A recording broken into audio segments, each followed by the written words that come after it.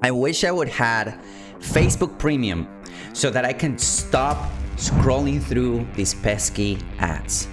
That's the thought that's going on in the back of your prospect's head when they see your Facebook or Instagram ads, unless you apply the 3 things that I'm going to share with you in this video.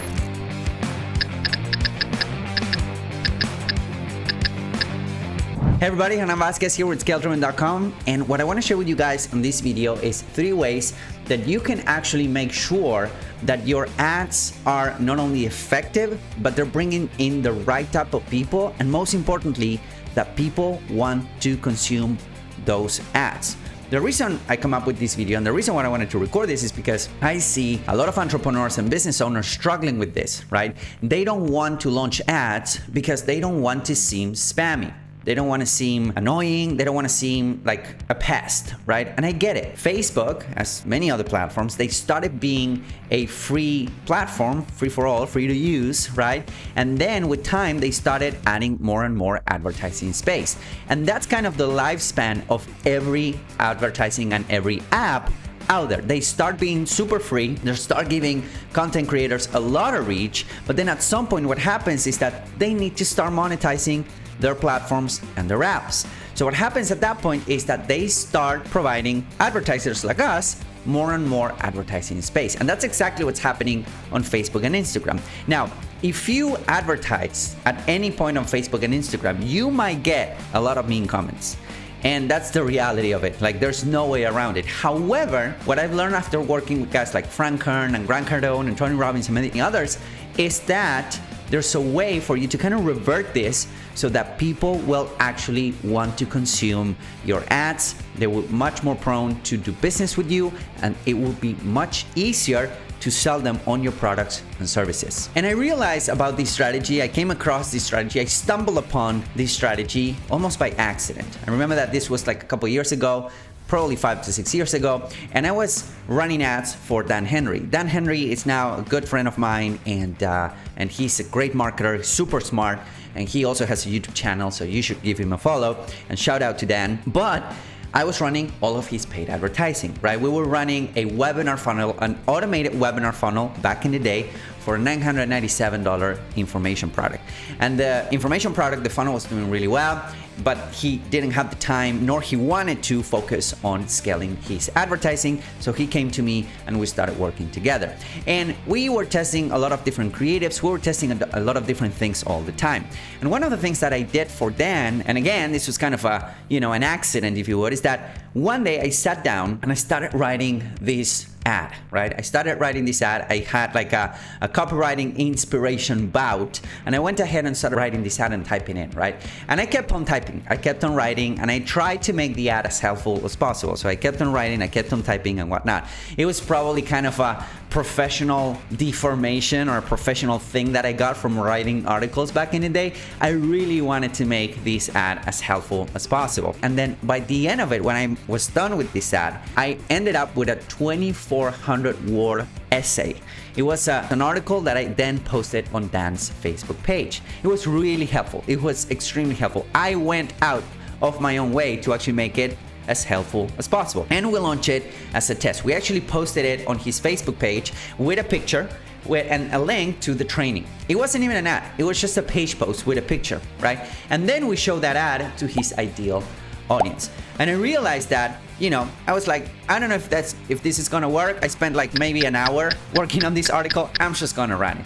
And I went ahead and run it. And that was my first $1 million ad that I wrote for somebody. It was so good that not only got like hundreds and thousands of reactions, likes, shares, and whatnot, it also got 300 to 400 comments on that ad as well. But most importantly, it generated then a lot of clicks, a lot of sales, and a lot of goodwill. So after that, what I decided to do was to kind of distill that. I went ahead and break down and distill the elements of that ad, and I came up with a formula. I came up with a framework. I came up with an actual guide to actually put this together. So I want to share with you guys the 3 main pillars that every ad should have in order for you to be successful with your advertising, and most importantly, so that people start consuming and they want to get more from you after watching or reading your ads. So step number one is always the hook. The hook can be the first couple of seconds on your video. It can also be the first couple of lines in your ad, right? In your ad copy. The hook needs to be what I call an unconventional pattern interrupt. So we all know what a pattern interrupt is. If you don't know what it is, go search it, go Google it. But basically, a pattern interrupt is something that will stop you from scrolling and will suck in your attention. Okay, that's the one thing. And the reason why I say unconventional is because you want to tailor that pattern interrupt to your ideal audience. Most of the people that watch this channel, most of the people that are consuming this content, they're advertisers, entrepreneurs, other agencies and whatnot. So take a look at how I started that video, how I started this video, right? How I started this video, and you will be able to see an unconventional pattern interrupt. So I want to use a pattern interrupt that will not only make people to stop scrolling, but most importantly, it will signal and dog whistle my ideal demographic. I remember that for this ad I wrote for Dan Henry, the first line of copy was always flip your ads. In fact, I think that if you go to Google and search always flip your ads, you're able to see the actual ad itself, but it was always flip your ads. And if you think about it, like, what does that really mean? It doesn't mean anything, right? It doesn't mean anything. But for somebody that's looking for advertising help, or for somebody that is like wanting to get better at advertising, flipping your ads, it's like a pattern interrupt because it makes you wonder, it makes you like stop scrolling and think about it, and it's like, what does this guy even mean with, with flipping your ads? What does that mean, right? But that was the first line of copy, and that made the ad super successful. So the first thing is the hook, and you want it to be an unconventional pattern interrupt that will signal and will be specific for your ideal audience. The second thing that I always like to use on my ads on Facebook and Instagram, on Meta in general, is 2 to 3 pillars or 2 to 3 tips that you give away in your ad. That's one of the reasons why a lot of people hate Facebook and Instagram ads. It's because they don't provide any value. But when you're actually providing value with 1 to 3 different pillars or different tips that you're giving away, then that means that people will start paying attention.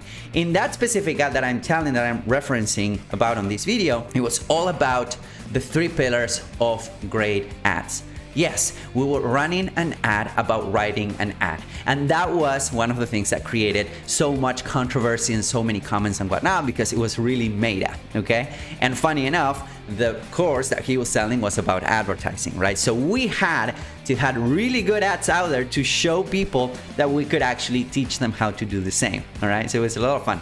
But most importantly, 1 to 3 tips in a video ad or in a text ad or something like that, they need to be helpful. Okay, you need to start giving away the farm. You need to start being comfortable with opening up and being helpful and putting out helpful content, especially if you're going to be putting money behind it. Okay, so 1 to 3 pillars. I remember that specific ad had 3 specific attributes that ad had to have in order for them to be really successful. All right, so you want to give away the farm. You want to make sure that these 3 pillars are actually helpful for your audience. And the last thing, what I really like to use is something that I call native aspirational imagery. Whether it is that you're running a video ad or you're running an image ad, doesn't matter. The main point is that you want to make the video ad or the image ad as native as possible to the platform. What does that mean? Native means that it belongs to the platform. If you think about Meta ads, if you think about Facebook and Instagram ads, most of the people that are there, they're not there to do business, right? Maybe lately they are, but most of the people that are there, they're just, to connect with family. They're just there to hang out. They're not in business making mode. This is not LinkedIn. This is not Amazon where they're like shopping, like actively shopping. This is not Google where they're searching for stuff. We're talking about Facebook and Meta, right? So one of the things that we always do for clients is we grab pictures or videos of them with their family, or them at the beach, or them traveling, or them having a good time. That's a native aspirational type of ad. But native, I mean that usually you can record a video with your phone like this, selfie style, and you will do really well, because again, you don't need super polished content, right? Like a great camera or something like that, and great lighting, because this is not YouTube. For YouTube, that's a different story. But for Facebook and Meta, or Facebook and Instagram, I should say, you can get away with a lot less because people are in a different mindset. All right, so have that in mind, because that means that it's native. And by aspirational, I mean that you want to portray the benefits of working with you. What are the benefits that your product provides? What are some of the benefits that your audience will get by working with your service or with your business or getting that product that you're trying to push, right? That you're trying to sell? What are some of the benefits that they will get? Is it freedom? Is it more time with their family? Is it a better body? Like, is it more peace of mind? Is it more connection? Like, what is it? And you want to make sure that you grab a picture, that you grab an image or a video that portrays that benefit. In this case, on this ad that I'm telling you guys about, we actually had a picture of Dan with his wife just going out.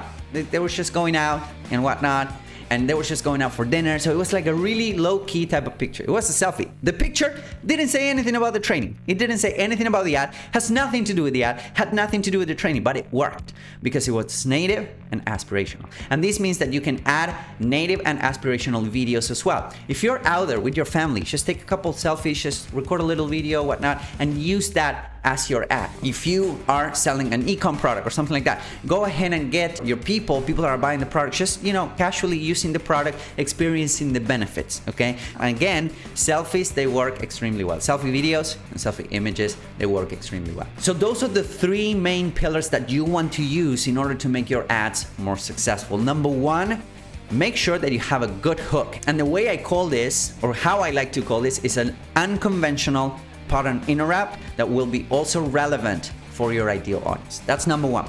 Number two, make sure that you're actually helpful, okay? 1 to 3 tips actually do the trick. You can go to 5, but never less than 1, okay? You want your ads to be helpful. So you want to have a teaching moment or a helpful piece of content as part of your ads. And number 3, you want to use native aspirational imagery in your videos and in your image ads. So I hope that is helpful. If you want to learn more tips and tricks like this, make sure that you follow, rate, subscribe. We also have a free community. There's going to be links around here so that you can actually join. It's a free community. It's in a new platform that we're trying. It's called High Ticket Marketing. So if you sell anything high ticket, if you're a coach, if you're a consultant, if you're a service-based business, if you want to sell more high ticket stuff, head over to the community. It's completely free. I go live a couple times per month explaining the stuff that we do at scale-driven.com to actually get more high ticket leads and customers and sales for our clients. And if you sell anything high ticket and you want to sell more of that high ticket stuff, head over to scale-driven.com, read the message that's there, and schedule a call with us. I would be more than happy to talk to you. I hope that this was helpful. Make sure that you like, subscribe, rate, and share. I'll talk to you guys soon.